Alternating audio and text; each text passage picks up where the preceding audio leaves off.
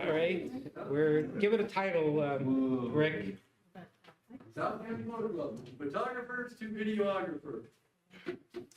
Okay. Okay, you want to start on your presentation? Yeah. Okay.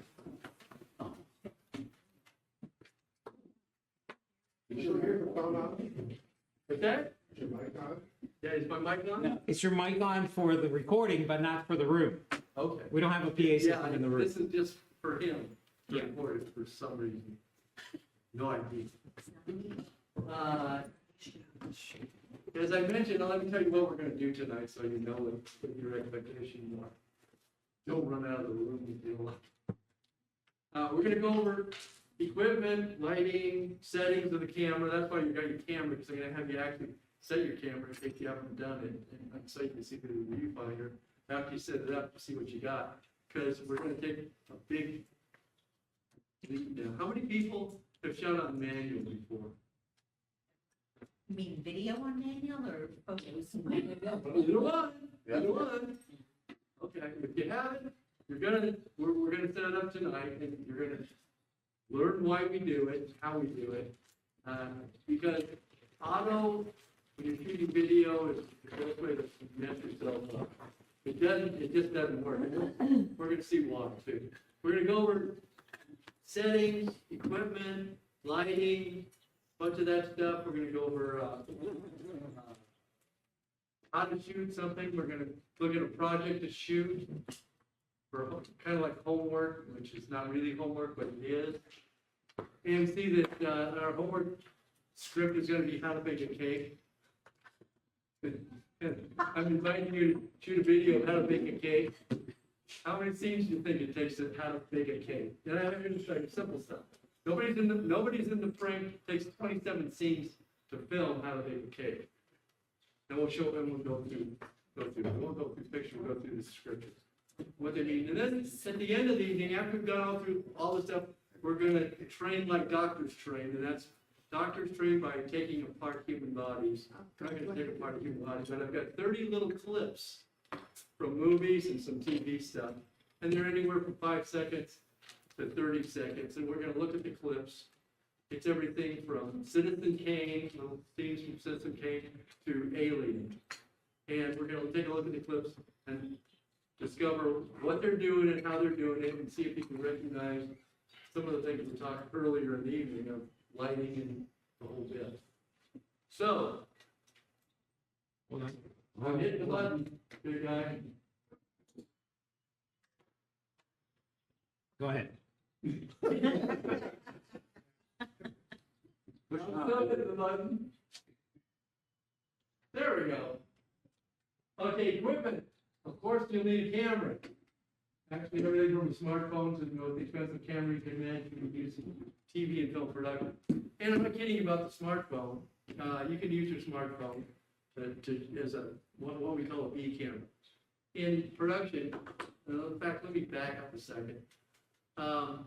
If you don't understand a phraseology or something, stop me and say, what the hell does that mean? It's a B camera. What's a B camera? Good question. Let me back up just one thing before that. I grew up in the movie business. My dad worked for MGM for 40 years. My brother worked for Universal and Panasonic. Retired from Panasonic. My uncle was a special effects guy. Another uncle was an electrician on a TV series back in the TV days called Star Trek. Remember the doors? Move that way. Move that way. Remember the doors in Star Trek that they approach it and it went. Well, on one side of the door was my uncle, on the other side was another guy. They were pulling the door and open and closing. There was no electronics back in those days. But as a 15-year-old kid, I used to be able to hang around the sets and stuff and listen and watch, learn the business such as that. And I worked for one summer for MGM as a grip, and then I got a job shooting still photos, remember those, for MGM for about 3 or 4 different projects. Before there was paparazzi, the studios hired individual photographers to shoot the stars as they went out on dates. My biggest one was Alex Karras and his wife, Susan, and they were filming Webster. So, but anyway, so I've been around the business a long, long time, and I know a lot of the terminology, but you don't. So if I say something that sounds foreign, like a B camera, on a set there's an A camera, and the A camera is the principal camera with the principal director. Stay on that side of you. And and all the principal stuff. That's usually shooting dialogue and stuff. B camera is shooting everything you see that doesn't have actors in it. In other words, the overall shot, or a city shot, or a drone looking straight down. That's what they call B camera shots. If you're really lucky in Hollywood, you're on the B camera stuff, because those people get to kind of do what they want to do, and the director doesn't really look at them real hard. If you screw up on the B camera, they send you out again. And the A camera, if you screw up, they fire you because you got Brad Pitt in front of you. So anyway, B camera is the fun stuff, and it's all the overall that doesn't include actors.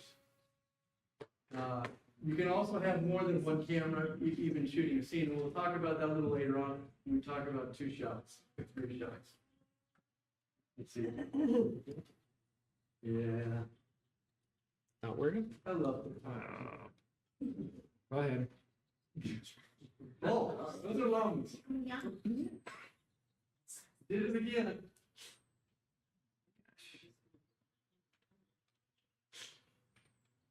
You gotta get out of here at 9, okay? Okay. What else do you need? Probably have a tripod.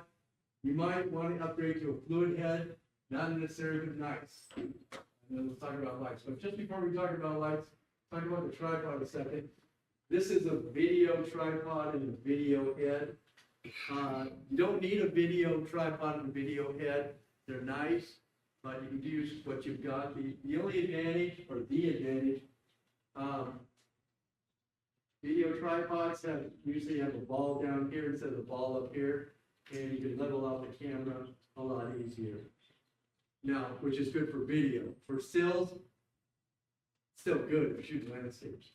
The other thing about a video head is when you're panning, and side to side is called panning, up and down is called tilting. The rate of pan, by the way, his actual adjustments to control the drag. If you're really smart, I learned from a camera operator, the best way to work a video head though, or if you've got a non-video head, fluid head, in your regular tripod, but you can turn it side to side for panning. Because most of the time you pan, you don't tilt so much. Put a rubber band around the end of the thing and pull the rubber band and pull it really, really smooth. Do a nice pan.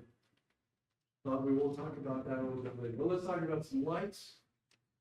Because, Oh, again? no, nothing. Okay. Okay. Oh. Okay, we'll talk about the lights in a second. Lenses. The lenses you have, own are just fine for virtually any project you take on. We're not gonna talk about producing, Blade Runner tonight. We're gonna talk about producing simple videos like How Big a Cake.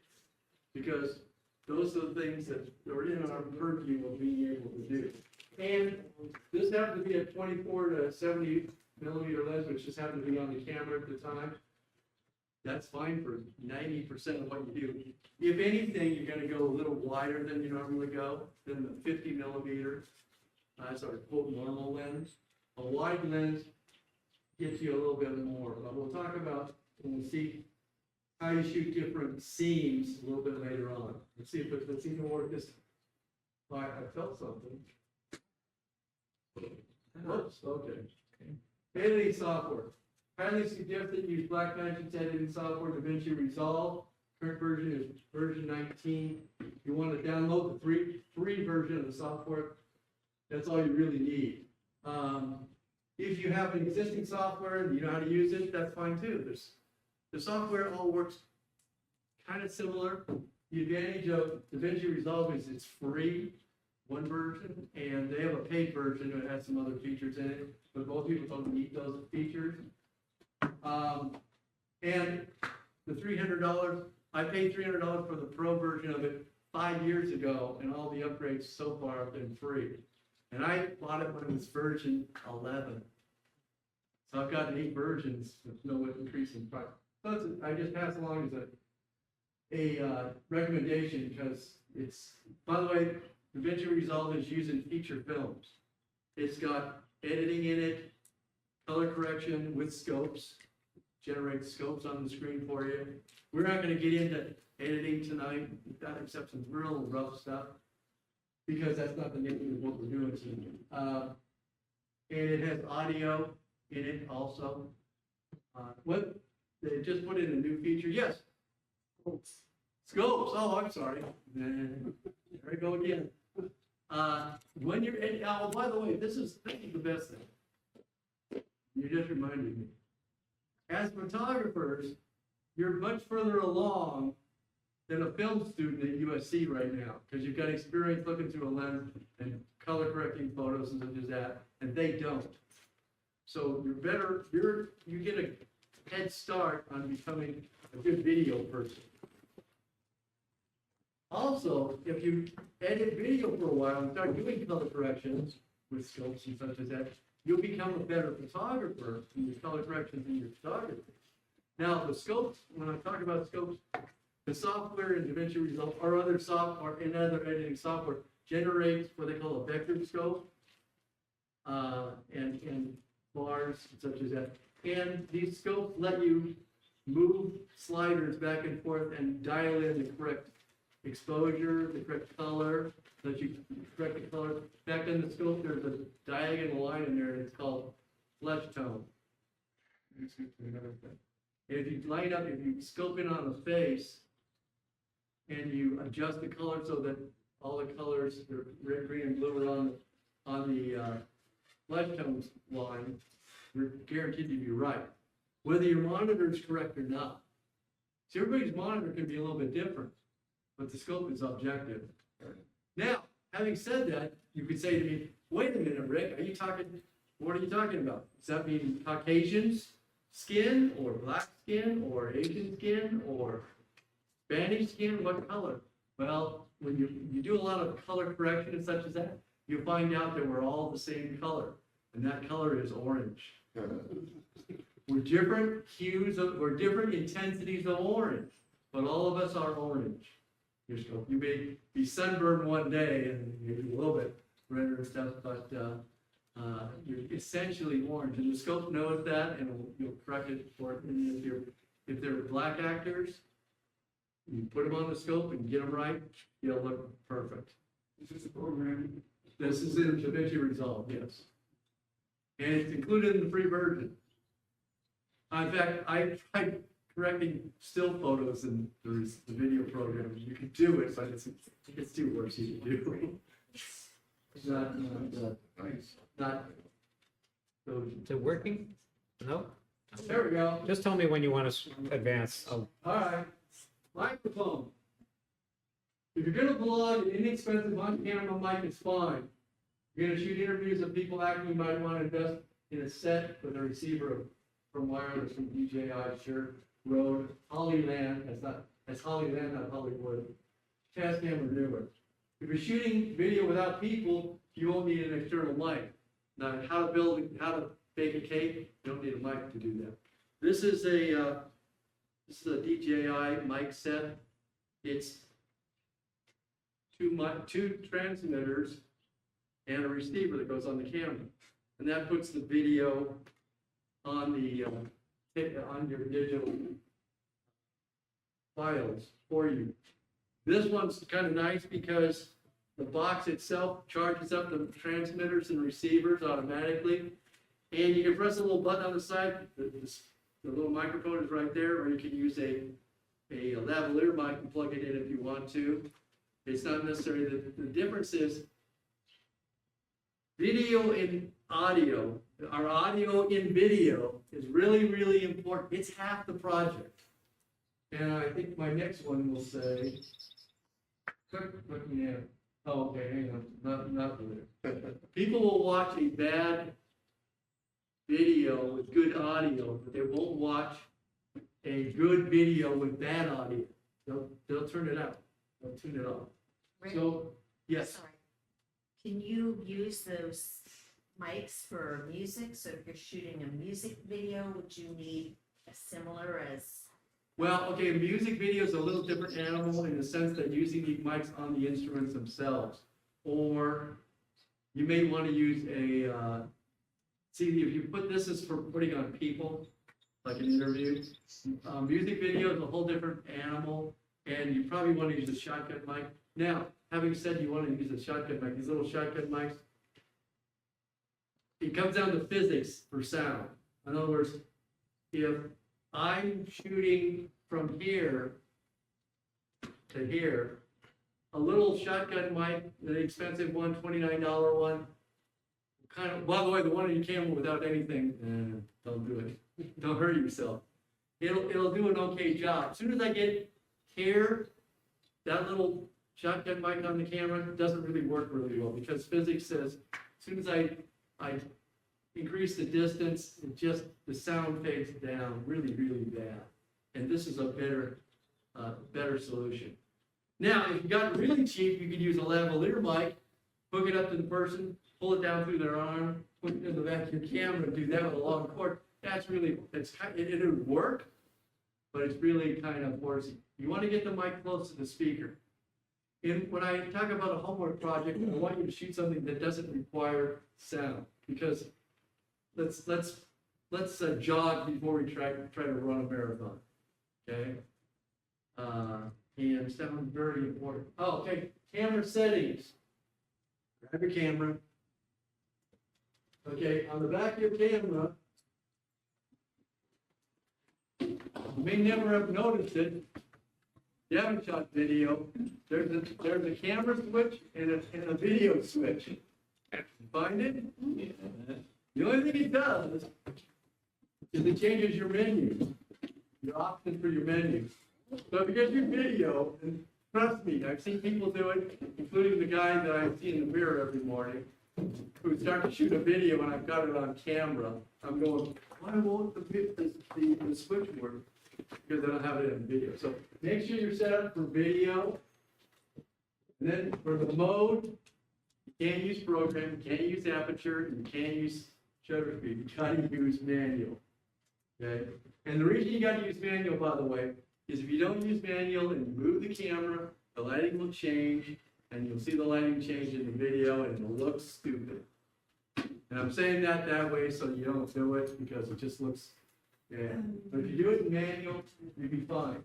For video type, select H.264, 8-bit for now.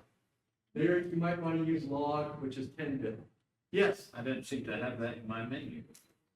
Is it hidden somewhere? Which Video file type, select H2. what kind of camera? P750, Okay, let me walk back there. So, you got your thing set up for video? I don't know. Movie, well, that's same, okay, same thing. Ah, okay. Everybody finding it? You may, it may be old enough, let's see what's here. You may not, the 750 may not have file type. If not, it's gonna automatically shoot it in 264, 8-bit. Okay, what's the difference? Hey, Rick, I don't see file format. What camera? Z9? A D9? Z9? Z9? Hang on, okay, hang on, let me check here. That's it, okay. Oh, I got it, never mind. Okay. Okay, so got that. That's for,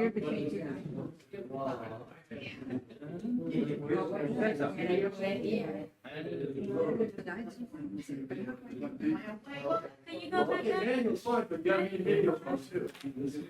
Not in camera, where the switch is. Okay. I'm sorry, That's a start shooting. There.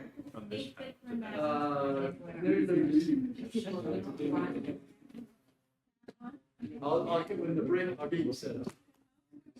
How long you're in? Okay, what's the difference between can't, let me see what you got. R5, just video.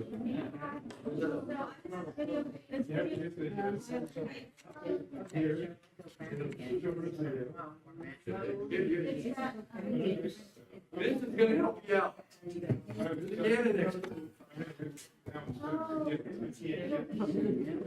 What age, 265?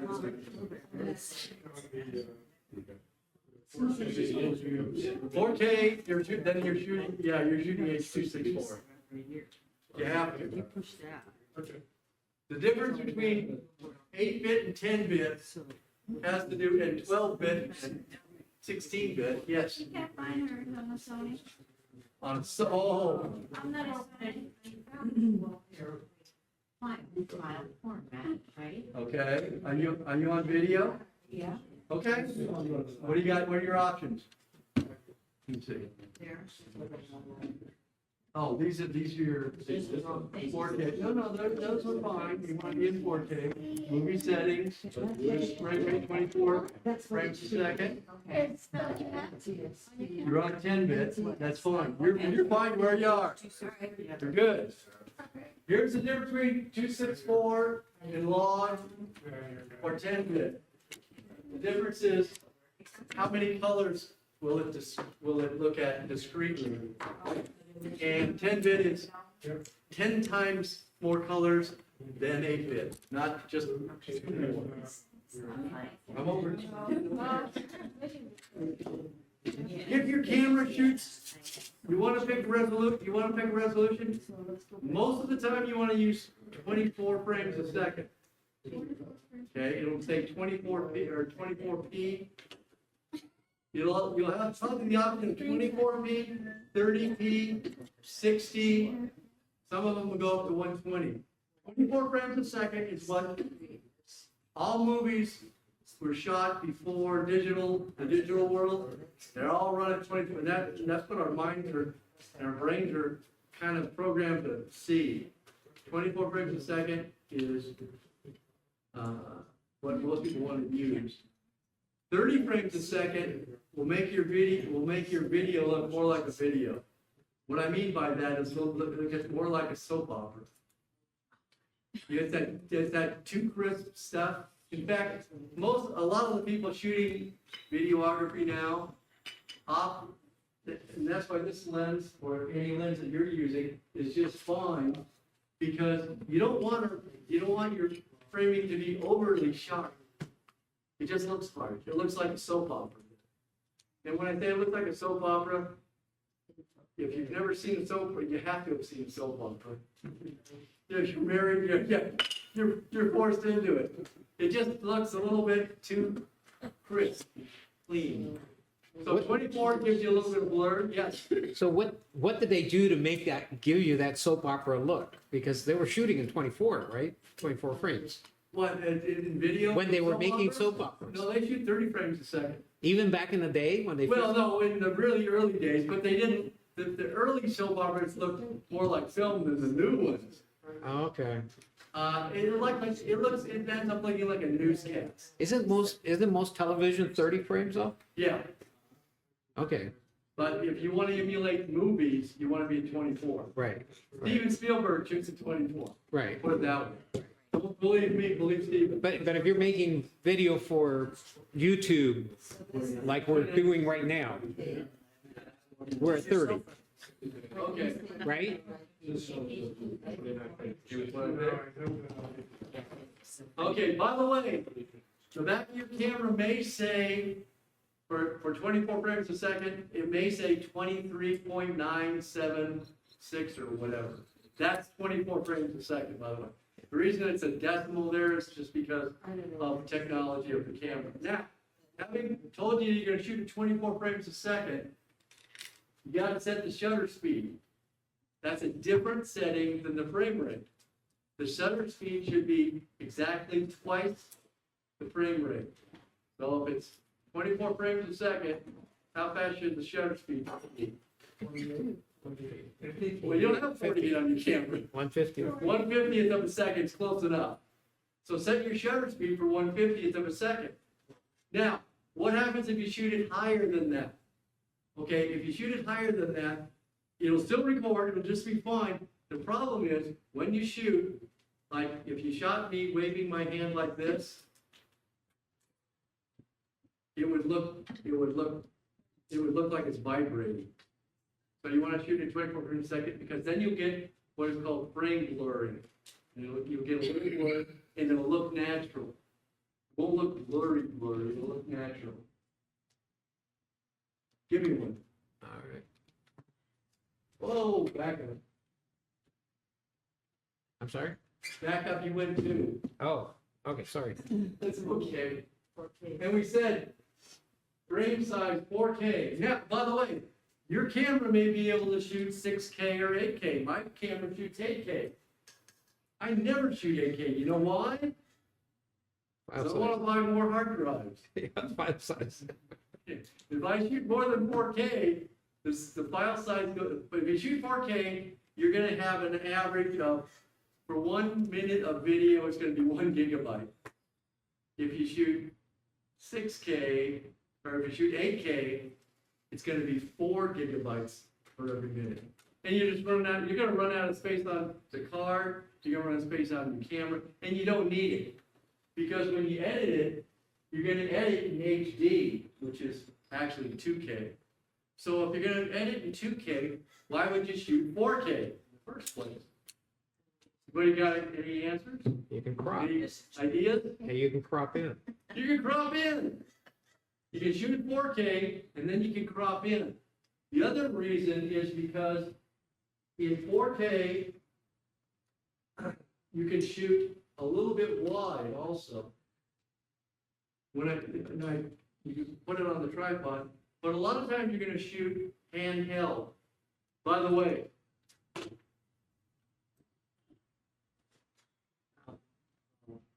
this will shoot 4K also, so will yours. Your smartphone.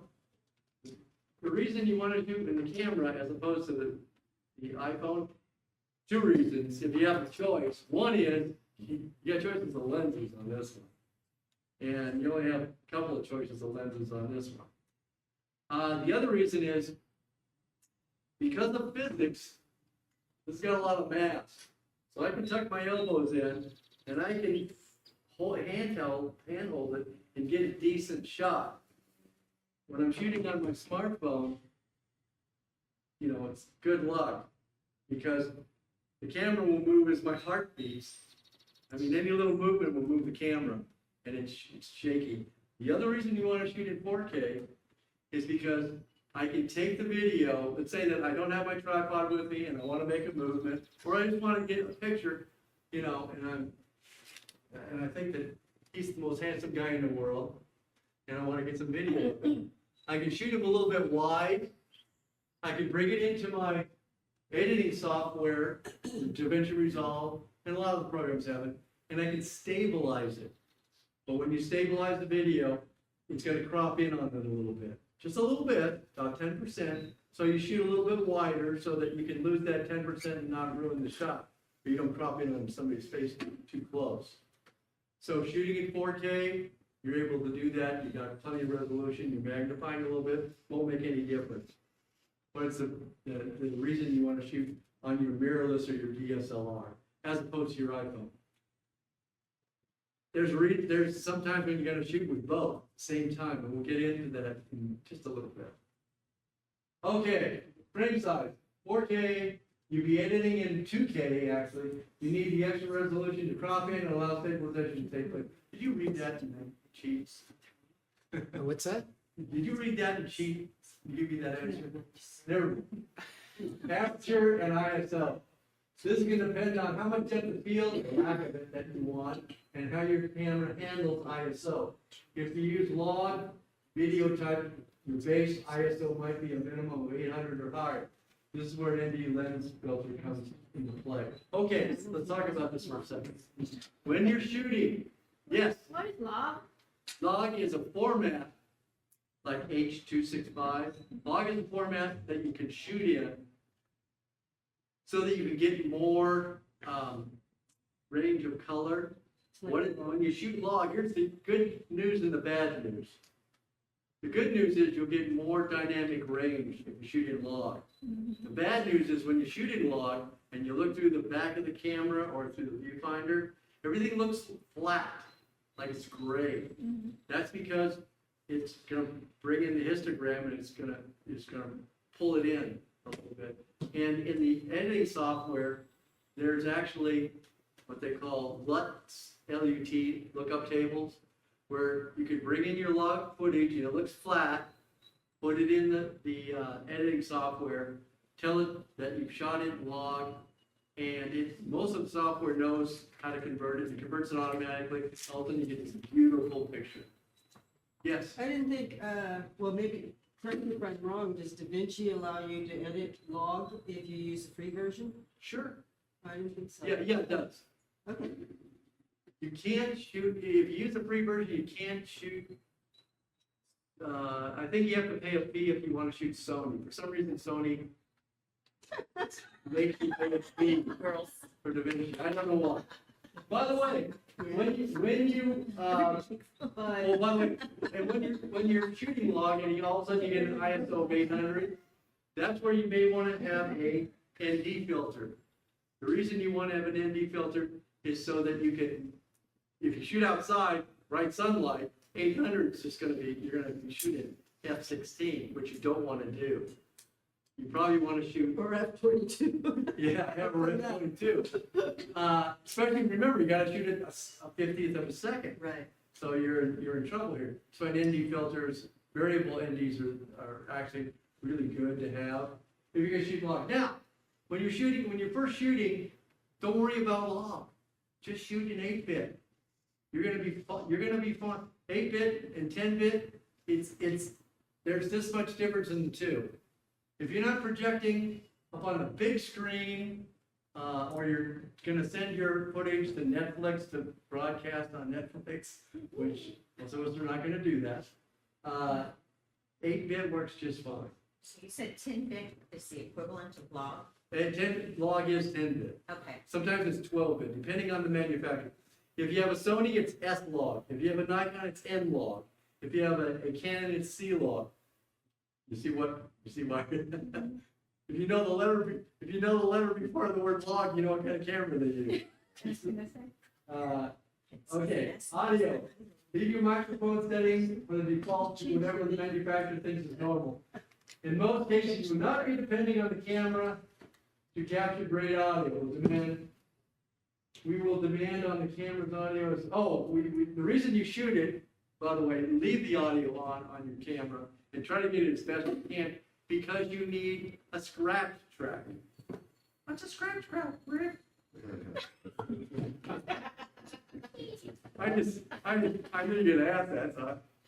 A scratch track is a waveform, or it's the audio. It won't sound really good, but it'll still sound okay. Good enough for the editing software. And let's say that you created this and you're using it and you're recording to a separate device. Here's the amazing part. You can take recording from a separate device or from this, which, by the way, when you use this, it records to the camera. It also records internally. You can take the audio from this device, put it into DaVinci Resolve or Premiere,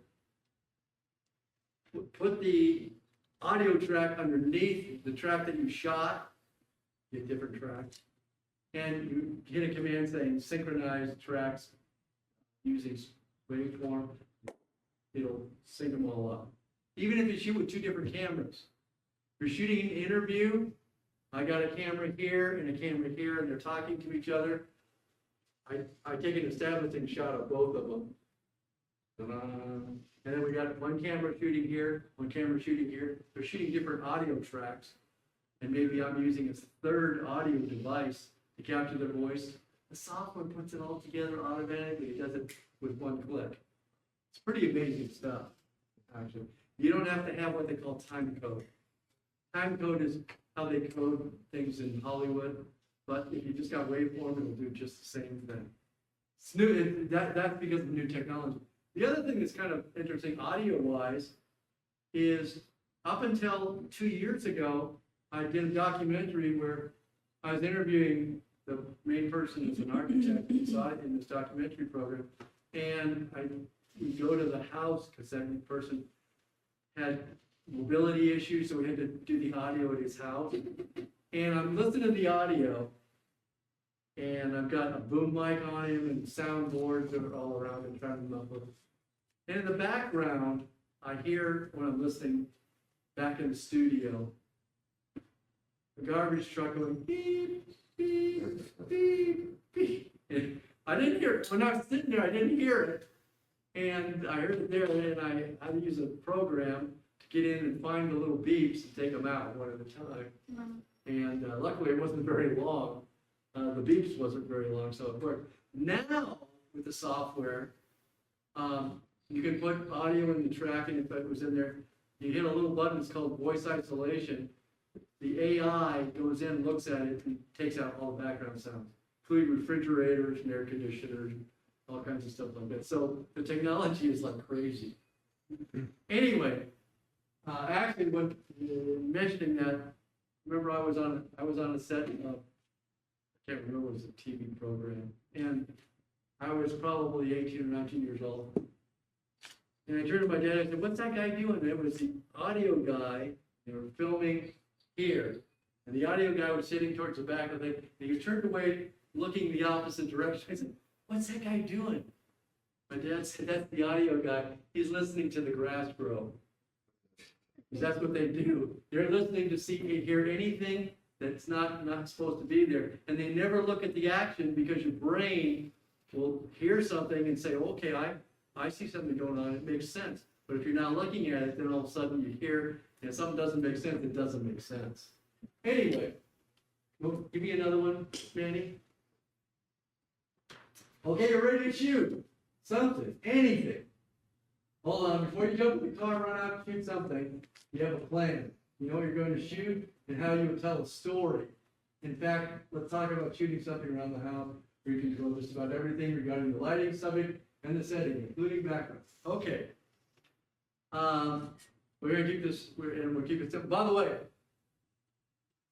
after you get everything set up and during the break, if you still have problems getting the settings on your camera right, I'll work with each one of you to get it right. So you can go out and shoot something. Yes, you can go out and shoot anything just for practice, but it's better if you have a plan. We'll talk about how the plan works in just a minute. By the way, if you do this, it carries over to your still photography. Instead of when you're going to the Arboretum or someplace and you say, "Oh, I'm going to shoot flowers." Well, what kind of flower? I mean, where are you going to shoot? You're going to shoot macros? You're going to shoot from a distance? You're going to shoot up at them, down at them? Get some ideas in your mind. Give a plan of what you're going to do, whether it be regular photography or videography. If you're going to shoot videography, we'll see why you have to have a plan. Otherwise, you're just going to waste a lot of time. Your time. It's okay to do it, but you're just wasting your time. Go ahead and go to the next one. Oh, okay, go back one. How would you shoot how to make a cake? Here's a suggested shooting schedule. Give me another one. Okay. Opening, now, I'll go through this kind of like one at a time, only because there's some information here that's not evident. Opening shot, medium shot of the final product. Slight pan on the product. In other words, slight pan is horizontal movement. Okay, when are you going to shoot this picture? When are you going to shoot this scene? It's the opening scene. You're actually going to shoot this scene last because you have to have a cake made. And in a video of how to make a cake, the first thing you want to show is the final product so they know what the heck they're making. Right? Make sense? 2, fade to establishing shot of setting, typically the kitchen. Kind of obvious. You want to show what they call an establishing shot. When you watch TV tonight, you'll watch a program, and the first thing they'll show is an aerial view or something of the city, the house, whatever. It's called an establishing shot, shot with the B cameras. And it'll just tell you where you are. Then you go to a medium shot of the ingredients, cooking tools, pots and pans. In other words, the stuff that you're going to use to make this cake. You can shoot that anytime you want to. Close up of hands picking up ingredients. It's supposed to be one at a time, but I can't tell you. and adding them to bowls of paint. You shoot a little how you're making it. Medium shot of blender with combining ingredients, because that's the next thing you do after you add them into the bowl, is you mix them up. Close up a hand setting temperature on the stove. You got a stove, showing a picture of a hand turning the knob. You gotta show everything. You're gonna do this right. Medium shot of hand opening the oven door. Okay, next thing comes interesting. What's the next? Give me the next one. Medium reverse shot of pan being put into the oven. Camera's located in the oven, pan comes at the lens. In other words, you take the camera, set it up, hit record, put it in the oven, facing out, stand back, close the door, open the door with the pan, put it in the oven. Okay. Don't turn the No, TV. you and there's water in the lens. And you're trying to get it out. Okay, by the way, make sense? Okay, you want to shoot that shot. You don't want the oven to be on, for the obvious reason. But you gotta shoot that shot, probably before some other things. Okay, medium shot of door closing from the outside. Close up of timer being set. Extreme close up of timer, so you can show, 35 minutes or whatever on there. And I use an old fashioned clock timer if I were gonna do this as a video. Medium reverse shot of pan coming out of the oven. By the way, you shoot this exactly right after you shoot the other one. You don't want to put the camera in the oven twice. You stick the sure no one do after it's been hot. Okay, close up of pan being put on a cooling rack. Close up of cake being taken out of pan. We get a little pan lifter or a knife, throw around it, get a lifter out of it, take it out. Medium shot of hand taking frosting from pan to the cake. Close up of frosting being applied to cake. Give me another one. Close up of several views of frosting being fine-tuned to cake. That's kind of an elaborate process. So you show different shots of that. Medium shot of cake being placed on the display rack. Repeat of opening shot with a slightly different angle, so you show the cake you made, the same way you showed it in the very beginning, but from a different angle. Medium shot of knife cutting into cake and slice being removed. Close up of slice being placed on plate. Extreme close up of fork taking a piece from the slice. Extreme close up of fork with cake going into a smiling mouth. Doesn't have to be the whole face, just the mouth. Establishing shot of clean kitchen with full prototype next to a peach pot. Whatever. That's just typical, yes. I think you have a slide from 19 that we may have skipped over. We might have, yes. Well, we'll run back to that. On this one, you don't need the lighting is gonna be pretty straightforwardly motivated, but we'll talk about that in a second. Then a fade out, okay. 25 scenes with how to make a cake. How to make a cake sounds like in your mind, I could do that in 15 minutes. This would probably take most of the day. Just to do it right, because you're not gonna do everything just once, you're gonna do it several times, to get your shot just right. You're gonna focus different things. You're gonna you not even change the lighting. That's what we talked about. No, we haven't talked about that. But simple, sounds like a no-brainer to do. It's a lot more difficult than it first looks like. Now, there's no audio in this either. Remember, all the audio is going to be what we call a VO, voiceover. After you shoot this, you get it edited, and then you're going to narrate, or somebody's going to narrate, the steps one by one. As I was talking, something similar, only a little bit more professionally than I said. A lot more professionally than what I said. And you lay the track of that underneath there, and then put music in it, real soft music. Go to the next slide. I think there's something about, how long is a typical shot? Each one of those shots is how long? Probably the longest shot in that whole sequence is maybe 6 seconds. Let me back up a second. If you read camera reviews of any cameras, I don't care what it is, it'll say that it'll record video for 29 minutes and 59 seconds. 1 second less than 30 minutes. They all will do that same amount, and that's because of copyright infringement. One of the manufacturers has the copyright of shooting video on a still camera, and they won't let the other manufacturers go long as they want. Now, what's the limitation of 29, what's the importance of 29 minutes and 59 seconds? And the answer is there is no importance to it, because as much as you think you need to go after 29 minutes, there's only one person, or one group of people on the planet that need more than 30 minutes of continuous video. And that's fathers and mothers shooting an 8-year-old child at or a recital that goes longer than a half an hour. Okay. And the only people who are going to ever watch that video are that mother and father and the poor relatives that are invited over to watch it also. Because it's terrible. It's not terrible. If it's not your child, it's like, oh my God, where's the beer? Because the typical shot is not 29 minutes. Anybody ever see the movie 1917? Oh, yeah. Saw it? It was a movie shot about 1917, shot about World War I, two soldiers who were then going to go give a message to another group. And it was advertised as a one-shot movie. In other words, the camera followed them continuously, and it looks like it's one take, one shot continuously. It wasn't, but there were an awful lot of long takes. I saw the background of how that was shot by the director of photography. Our job, by the way, is director of photography.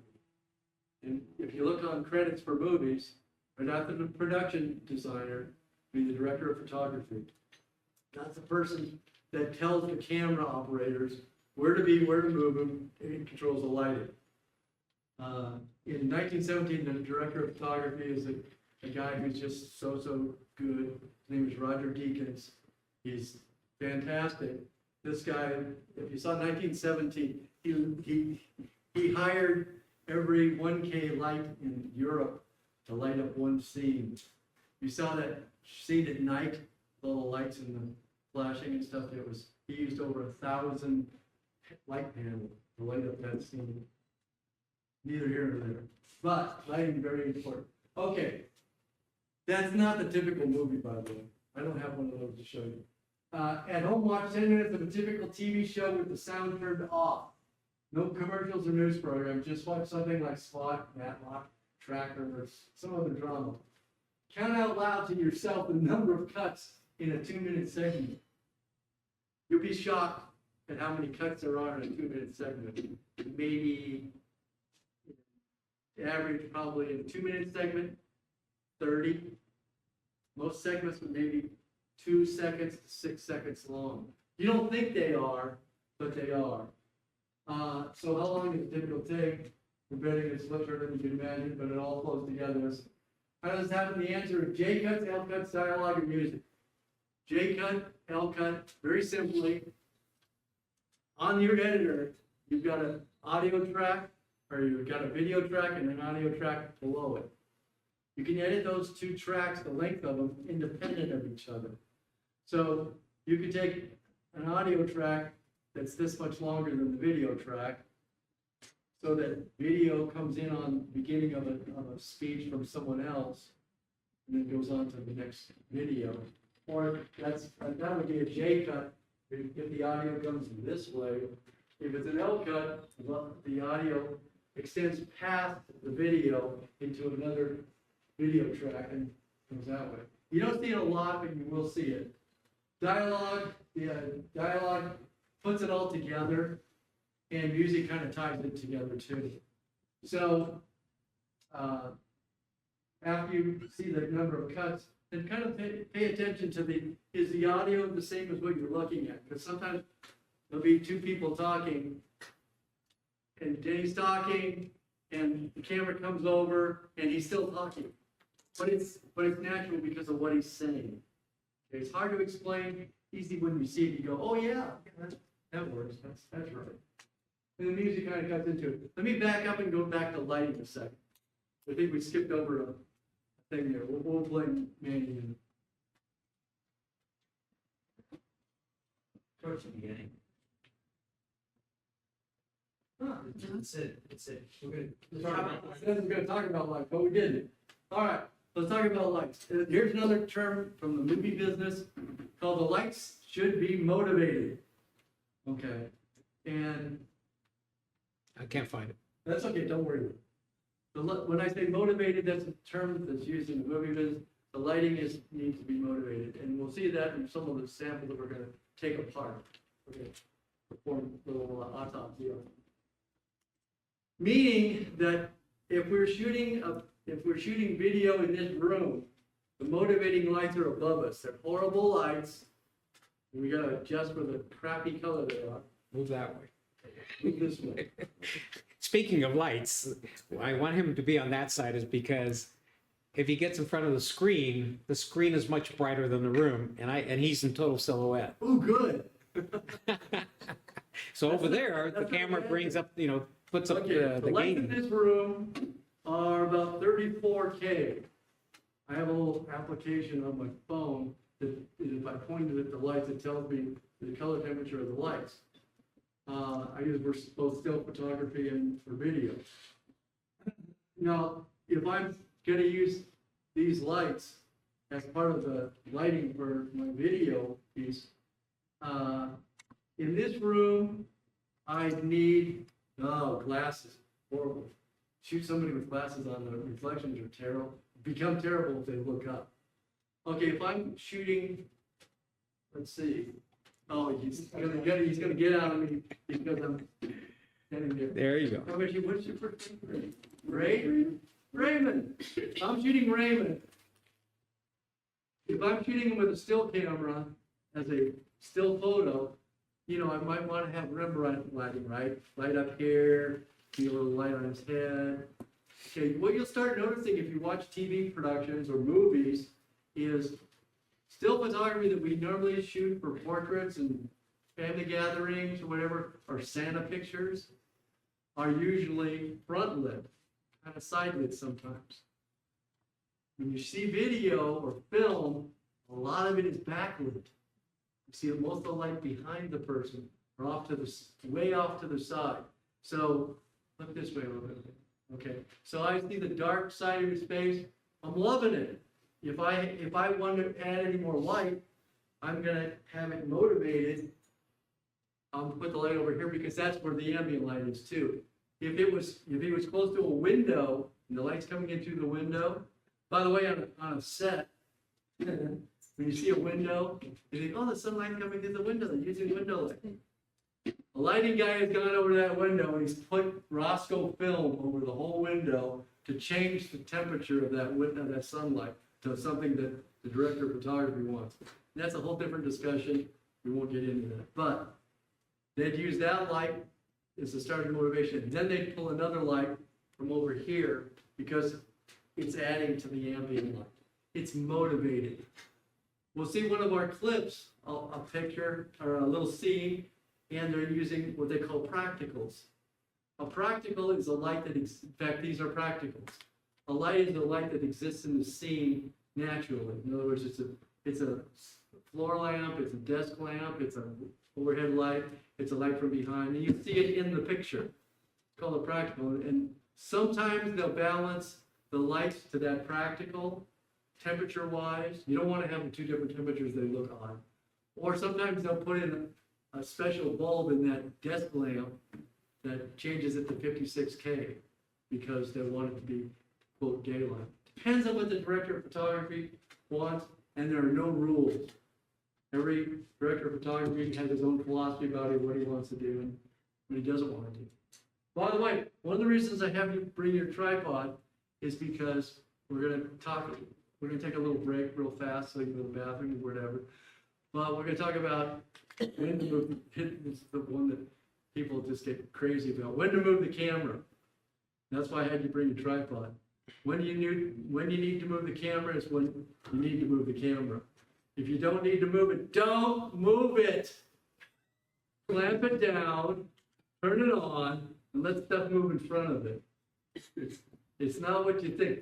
Everybody, when they first shoot video, you go, and you hit the zoom button. You know how often a camera operator hits a zoom button on a zoom lens? In Hollywood, 0 times. The zoom button is only used to select a focal length. They almost never, and I say, you'll see it, you'll tell me, Alfred Hitchcock used to zoom when he shot Rear Window, to zoom in on, can't remember the actor's name. And yeah, you'll see it wasn't a blue moon. In most modern productions, you won't see anybody zooming, except my wife. Love to zoom. And she was, And you love it. before I knew her, she had an 8mm camera, and we see all the old home movies, there's, this. Spray and pray, there's a Christmas thing, and everybody in the room's gotta be in the shot. Don't do that. Put it on your tripod, move it very, very, very, move the camera very slowly, and put extra weight on the camera so that it moves consistently. There's nothing worse than if you're gonna pan, and there's reasons to pan, and we're gonna see some scenes where there's panning, yes. So if I'm shooting wildlife, if I don't move my camera, the bird's not gonna be in front of my lens. If the what? If I shoot a wildlife flying, a bird flying, Why would you shoot a video bird it. flying? with its video, That's what we all do. yeah. Can't the bird fly through? Well, I'm asking you. That's different. Yeah. The bird, no, if you have to pan, you pan. We'll see some scenes that we're gonna take apart, and you'll see some panning going on. In fact, there's a scene from 2001 we're gonna see where they come into the spaceport, and it's a long shot with the people coming at us, and then they pan because the people are walking past the camera, and there's a reason to pan. If there's a reason to move the camera, nice and smooth and whatever. It's interesting the filters we have for video when we're editing and such as that. One of them is camera shake. It's actually a filter that if we smoothly pan the camera, it would imitate handheld. It's like, what? I spend hours trying to get rid of that shake, but everybody, you've seen movies, especially stuff like Blair Witch thing, it's supposed to be handheld. Right. And of course, it's all shaky and stuff, and it's an effect, but too much of it will get you seasick. Terrible. What's that? It's a terrible, yeah, there's a lot of things that people do that, could be a good thing and could maybe not a good thing. Born Identity. What's that? The Born Identity set of movies. Oh, where they're running through, yeah. Yeah, they purposely did that. It just drove me nuts. Oh, yeah, and they, you're Jason Bourne chasing through the streets. Mhm. It's kind of got to be that way. In that movie, we talked about 1917, they invented a new gimbal setup, so the camera could be at this end, the batteries and the gyro were at the opposite end, was a long pole, and the camera operator is running behind the actors, filming them, and they get to like a lake or whatever, and he hands off the camera onto a winch that goes across the lake with the actors, because it would be impossible for him to go across it sort of too. And it was, but then again, it was all choreographed. I'll tell you how crazy it was. You remember when running through the trenches? When they laid out the trenches, to dig the trenches for this World War I, there were trench warfare, and they dug trenches. They calculated the length of the trench for the length of the dialogue that the guy was going to speak. In other words, he said, it's going to take X seconds to say this, so we'll make it 25 feet. It's only going to take 6 seconds to say this, we'll make it 18 feet. Wow. If you got millions of dollars in your production, you can do whatever you want. I don't know if anybody's got millions of dollars personally. Yes. Cloverfield? Cloverfield? Yeah, Cloverfield. Oh, yeah. Yeah, we walked out. Too much jittery. Too much shake. Too much shake and kind of a weird story too. Anyway, okay, let's take a 5 to 7 minute break. The bathroom. Did it go? I left the slide out on my thing about lighting. If you do this long enough and shoot video, you spend more on lighting than you will on cameras. It's crazy. Because the camera body doesn't really make as much difference as the lights do. Okay? And here's the trick about lighting. don't, I gotta get, Mandy's gonna hit me if I don't get in a spot. don't, don't buy expensive lights now or ever, because the lights, hey, the lights don't make any difference. I learned, we mentioned Roger Deakins. I took a class with Roger Deakins. He actually has classes. And he's like one of these people that is in Hollywood making multi-million-dollar movies, but will still answer an email from somebody, which is pretty remarkable. Anyway, one of the things that I did was I was shooting interviews, and I wanted really soft lighting for the people because they were in cowboy outfits. I wanted to soften it up because the cowboy outfits were black and white. They looked very harsh. So what he told me to do was I grabbed lights. I had 4 light stands. I had light stands in a semicircle or set up there. And I went down to Joann's and bought 30 feet of muslin fabric, 8 feet wide, and clamped it to the light stands. And then I took all the lights I had and pointed them at the muslin and let the light bounce off the muslin onto the actors, the interviewees. And it made this gorgeous, beautiful, soft light. And for a lot of things, that's what you want. Sometimes you want harsh light, but most of the time you're going to want soft light. And it doesn't make any difference how you get there. The other way to get there is buy whatever you can, is the most inexpensive light you can find. You can buy a work light at Home Depot if you have to, and put it through a translucent frame that you buy for $30 to get the lights that you want. More light is better, but lighting, especially if you shoot kind of backlight, side light, will get you where you want to be if you're shooting people. I'm not going to talk to you about shooting action and stuff too, because we're not ready for that yet. Okay, it takes a lot to shoot action stuff with like real actors or your friends as actors. By the way, none of your friends are actors. And actors have they study a long time. They learn their craft very nicely. By the way, have you ever watched one of these TV programs when it shows an actor and he's saying the line over and over again badly, or he's muffing the line? You know, he can't get the line out. Take 23. He goofs it and keeps goofing it. It's not because he doesn't know the line and he's not skilled enough to be able to say the line, unless he's on drugs or something, and we'll discount that. But it's not because he doesn't know what he's doing. It's because he knows exactly what he's doing. What he's doing is all the people on the crew, if they finish on time, are union guys and gals. He's killing time so that everybody on the production crew can get overtime. That's why he's goofing the line over and over and over again. And then everybody on the crew loves that actor. They think he's a genius because they're getting paid double time. Because the first scale up is double time. I know that from being on sets. My dad, when he worked for MGM, was a location auditor. He was the guy with the checkbook for the studio, and he wrote the check when we were on location to whatever, and including bailing actors out of jail. That was a thrill. And they did get bailed out of jail. Anyway, lighting. The best thing I can suggest for lighting is look at the motivating light in the room or the area and follow that lighting pattern.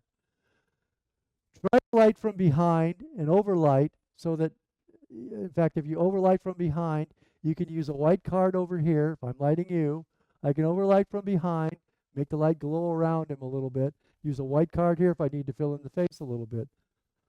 White cards are just great. In the Hollywood business, you'll see them using a board that's covered with aluminum foil called the shiny board. They're so creative. And a shiny board to get light on the face.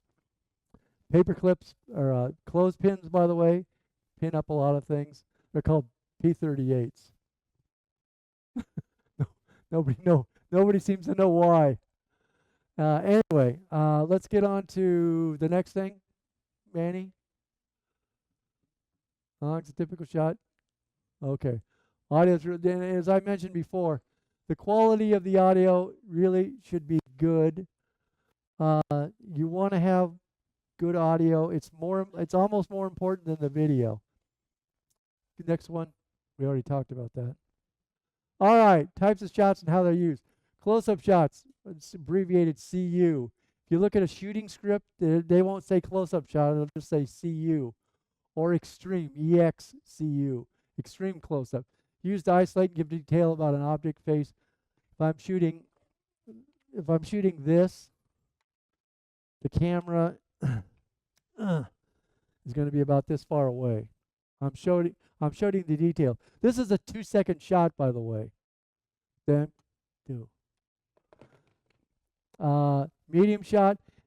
Think of the person using your 50mm lens, heads and shoulders. The most common shot you'll be using.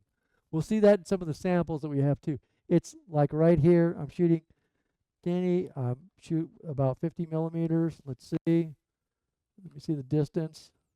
Okay, there's a medium shot. You can't see it. No, because I got it on video. That's Denny. 50mm, medium shot. Full shot, medium full shot. Think of a group of people with a bit of background showing so that we know where they are and what they're doing. Pretty straightforward. I'm shooting this group of 3 people from right here. I could use a 50mm lens. That's about it. By the way, you almost never go, when you're shooting video, almost no one ever shoots longer than a 75. You'll see some extremes in science fiction movies and stuff, but mostly it's 20s, 40s, 50s, 60s, maybe a 75 once in a blue moon. Wide shot is an establishing shot to show where we are and what we're doing. In many projects, the shot is done by a drone.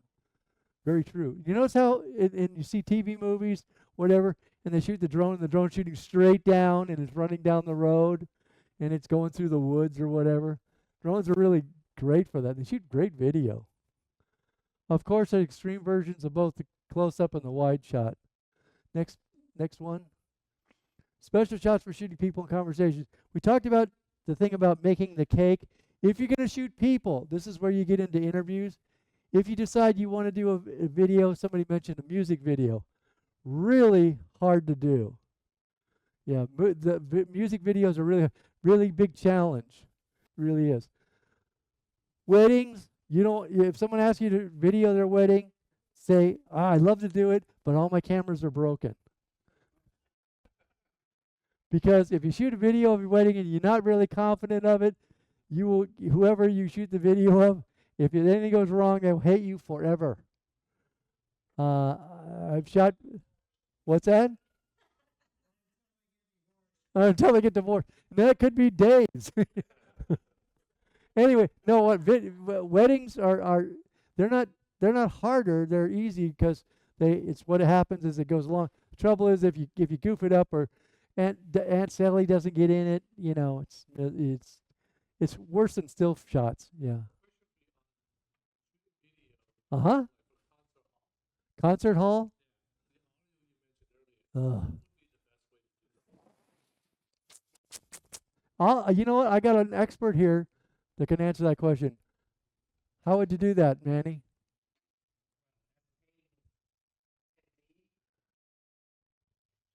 You just got to use the microphone and the camera.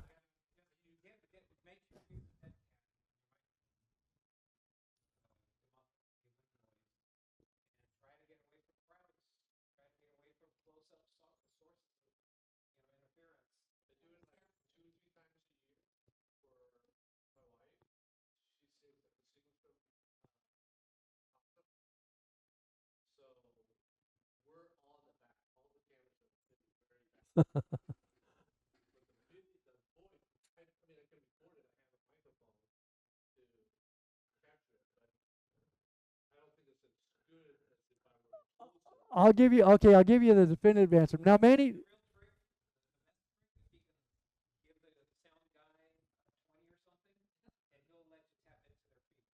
that's probably, if that doesn't happen, the other way of doing it, and I've done it for dance studios that do what I don't know what they call them, but they do their thing. And the music's separate. And I'm shooting the video, I've got it on a tripod, and I put wheels, spreader with wheels on it so I can move the camera around a little bit smoothly. But I go where the speakers are, I take a separate sound recorder, I put the sound recorder right next to the speakers or close to the speakers, check it out ahead of time, make sure you got the right volume level, and then when it starts, I clap, okay, in front of the camera, and so that the sound picks it up, so I can sync the sound from the recorder with the sound on the scratch track of the video, and that produces very good results. That'd be my suggestion of do. In fact, I put I have a Tascam little voice recorder. So if you're going to buy a separate recorder, buy a 32-bit float recorder, because it doesn't make any difference where you set the volume. It'll pick up everything.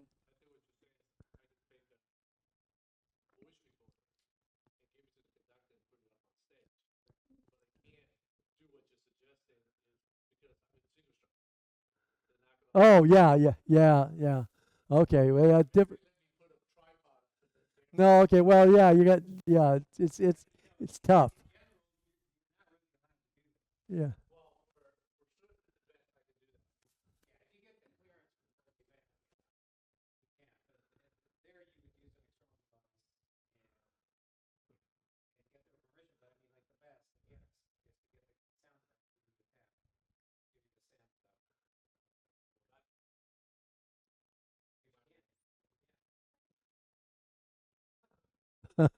Okay, special shots for people in conversation. Now, we talked about doing the cake thing. That's a pretty it's at least it's a straightforward project. And I would encourage you to try something. It doesn't have to be the cake thing. Do something that how to clean a fish tank. I don't know. Something that doesn't involve people and it doesn't involve sound that you have to worry about. Just involves the shooting of it. So that you plan it out scene by scene and then shoot it, then put it together. Okay. If you're going to shoot people and conversations, in the industry, if you see a shooting script, they'll call it two-shot. A two-shot is simply two people in the shot. It's usually a conversation. It's called a narrative. It's people explaining, in fact, in almost all dramas, they have a lot of two shots. In other words, people. And the reason they have two shots is so that this person can explain something to this person so the audience can understand what's going on. They're talking to each other, but it's really for the audience to understand what's going on. Otherwise, you can't read the guy's brain. So two shots showing two people in frame talking to each other. Shot is combined with the following quite commonly. Okay, over the shoulder. Camera is placed behind and over the shoulder of the listener and is usually out of focus. Short focus is on the talker. Short focus on the talker. Position, the camera will shift back and forth between the two people, interspersed with the two-shot position. The angle of the camera, however, between the two people should not exceed 120 degrees. Let me explain what that means, all that garbage means. Okay, these two guys turn towards each other a little bit. Okay, I'm going to shoot a conversation. So I'm going to start establishing shot. The first shot, you watch it on a TV drama, is going to be me shooting, let me see, both of them together. That's the establishing shot, right? And it's also called the two-shot. And then he's going to start talking, and I'm going to be in on him, and then he's going to start talking, and I'm going to be on him. Now, there's two ways of doing this. In the old days, or if you only have one camera, you have to do the conversation twice. One, all on him, then the same thing again, all on him. Or use two cameras, shoot both at the same time, and it's much easier to edit. And with the new syncing software, you can have the software edit and you just cut back and forth on the video part of it. The audio will be continuous. Okay, now I said this thing about 120 degrees, what that really means is if I'm shooting here, I want to be the other angle should be about here. It can't be here Because if you shoot it here, you just confuse the audience. They don't understand what you're looking at, what you're seeing. Should be very straightforward. Now, you're going to say to me, Rick, I only got one camera body. How can I want to do this 2 thing, but I can't do it. Fine, use this. This is my second camera. This one for him, this one for him. The guy that gets paid most money gets the big camera. The other one is here. He gets a small camera. I just did or you can, by the way, you can also do this if you're just shooting one person. I just did a project for a psychologist for Psychology Today, where it was a guy giving a 2-minute presentation on his services. And I set up the light, straightforward, motivated for the window, put the light next to the window, shot one camera here. Denny's the psychologist. You're now a psychologist. I mean, Denny's not over here. It's late. I had another one shooting straight forward, so that I could get and closer in. I used a different focal length, so I could get a little variation, because I didn't want 2 minutes of him talking from one angle. It's boring as hell. So I shot them both at the same time. Then I just used separate narration a recorder for the narration, ran that track down, and then just shot the video, synced them all up, then used the video mostly off of this camera. And every once in a while I have a close-up using the other camera. I use 2 good cameras, but this would do in a pinch. Same way the drone works really well on aerials. Okay, so that's and you probably recognize the over-the-shoulder shot. If these two are talking, go ahead, face him again. My camera angle is here. I'm shooting over his shoulder. It's probably going to be out of focus. And you've seen it all the time on TV, and I'm mainly I'm focused on him. In the old days, in the film days, with these cameras, the one thing between today and the film days is in the film days, to focus, we had a ring and a little set of things in the lens that did this. And it was like an electronic rangefinder. We had to all the focus was manual. You remember, right, Craig? Today we've got autofocus. Now the tricky part is if you're going to do that conversation and over the shoulder, make sure you change your autofocus to manual focus and manually focus on the person far, so the camera doesn't get messed up, and focus on the shoulder of the close person. In the old days of film, we had what we called a focus puller. It was a person that had a piece of tape, or actually a measuring tape, attached to the camera, and he or she, it was always a guy, by the way, back in the film days, and he would come out here and put his thing right on the nose of the person and tell the camera operator, so many feet, so many inches, and they'd set the lens. There was no autofocus.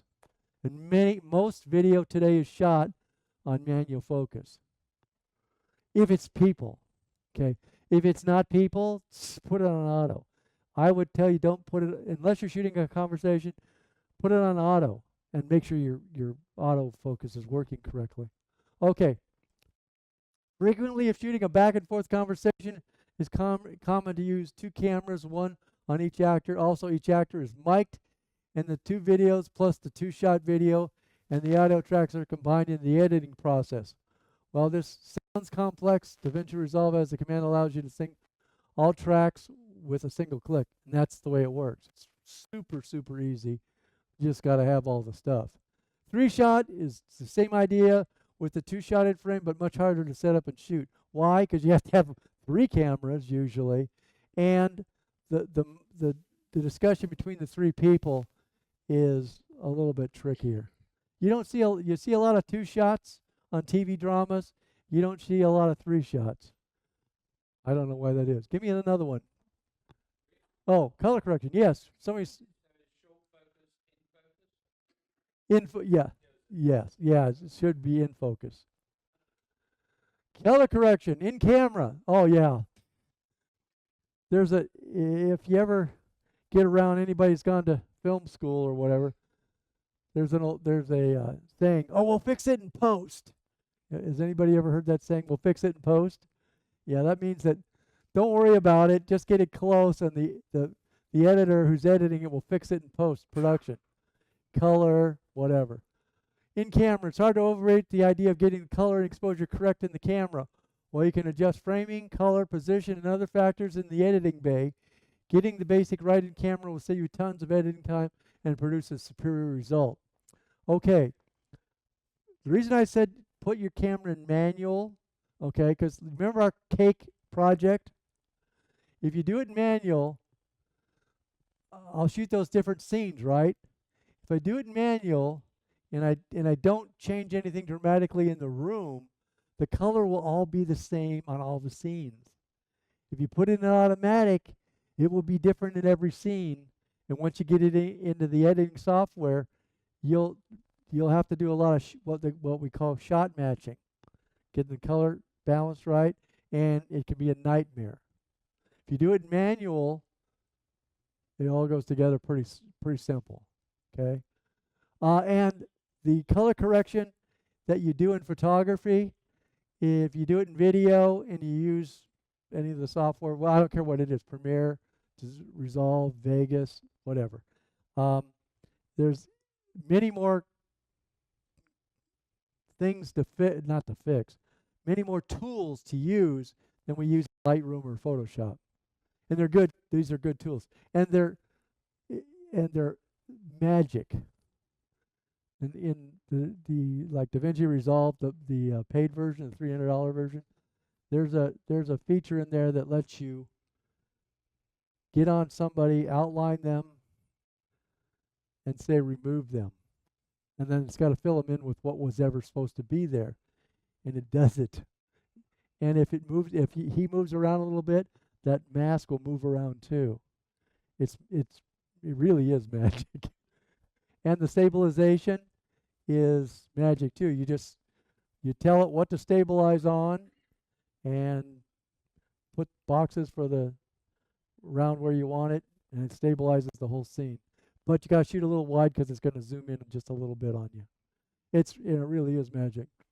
While we can't emphasize the importance of lighting, another factor to consider is the temperature of the light, at least the light that you can control.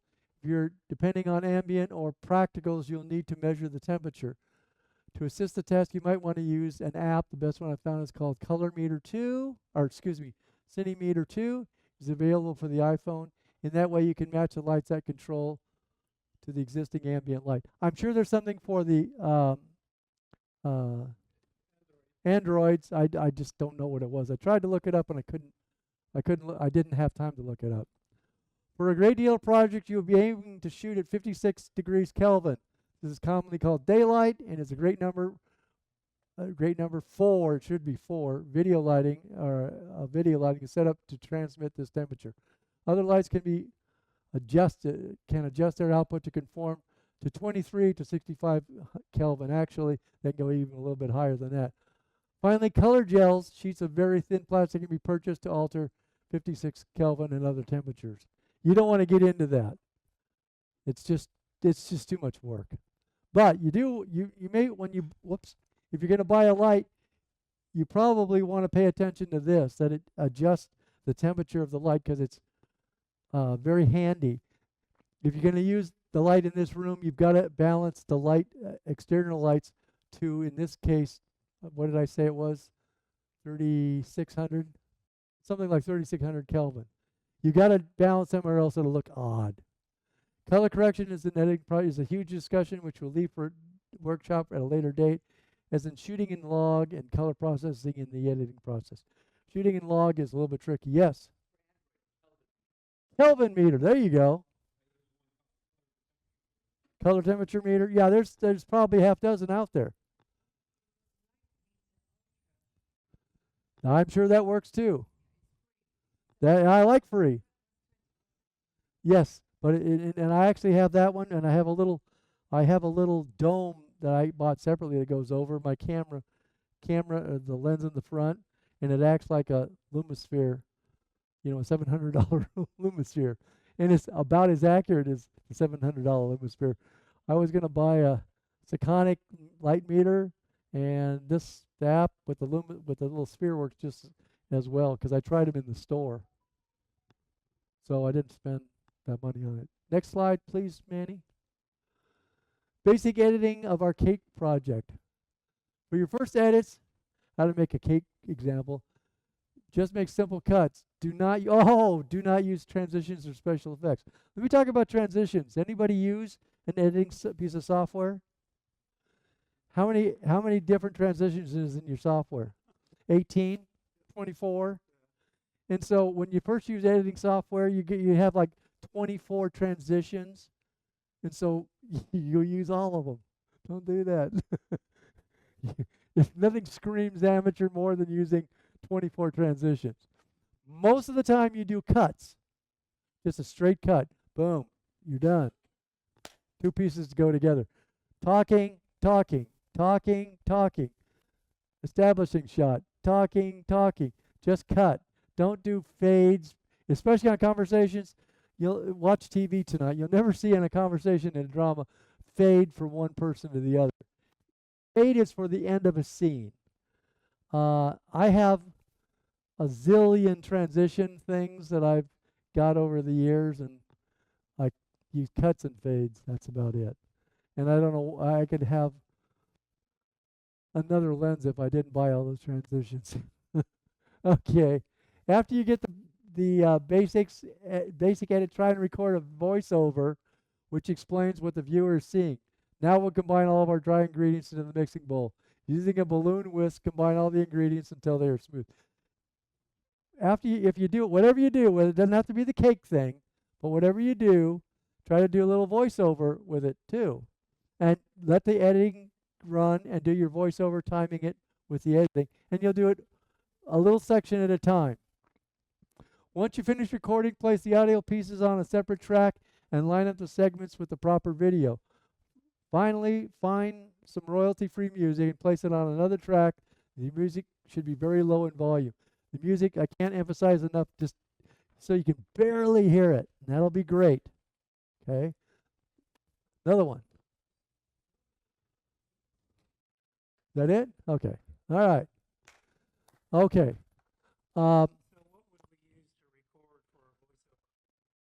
What do you got?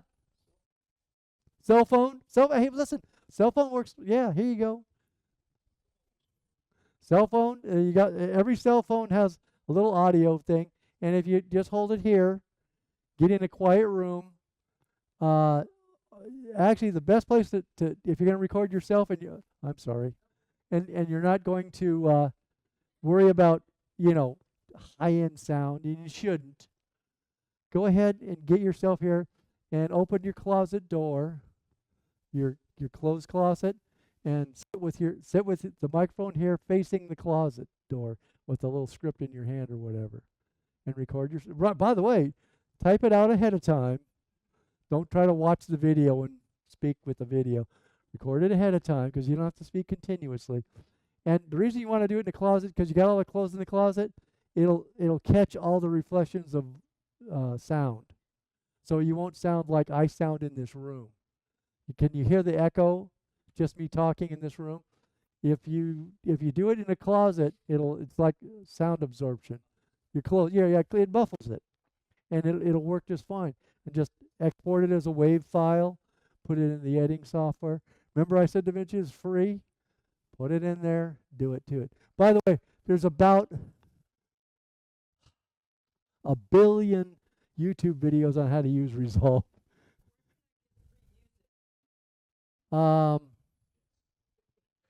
You know what? Yeah. I don't know who has free music now. Yeah, I know. I'll see if I can find something that's free. I subscribe to something, and I just killed my subscription because I'm tired of paying $400 a year. Yeah. I'll see if I can find something. I know they're out there because I know that somebody else that uses it because he's cheaper than I am. Yeah. Pixel Bay. Okay, you gotta. Is it royalty? Not royalty free, but free. Okay, what's it called again? Pixel Bay. Excellent. Okay. Good deal. But Yeah, used to be able to get more of it, but now, yeah, yeah, yeah. I have been using a place called Lens Distortion, but they want like $400 a year. They have all kinds of stuff and sound effects and stuff, but I don't use it enough. I tend to use the same music over and over and over again because yeah, just stuff that you like. Okay, but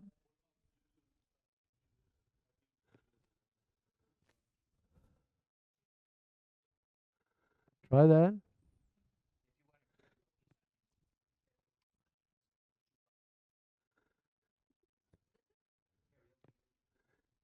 In the Well, that's neat. The best thing we've got going in the new technology is in the old days when we shot with video cameras, we shot on tape. We converted the tape to digital, or we converted the tape onto whatever, and then we edited and we taped and duplicated stuff. Every time you made a new generation, you lost quality.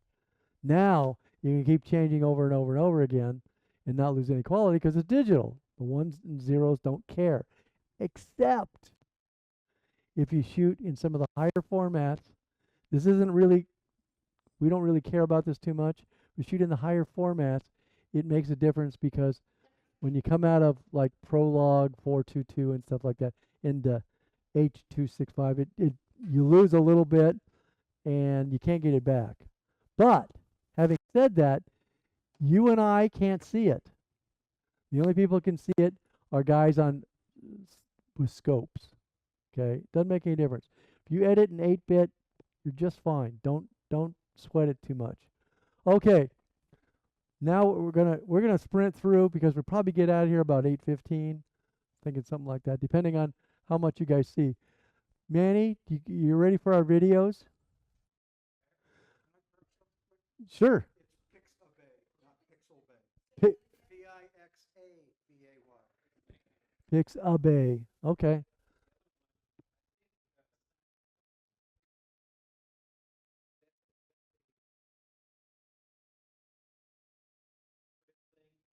Okay.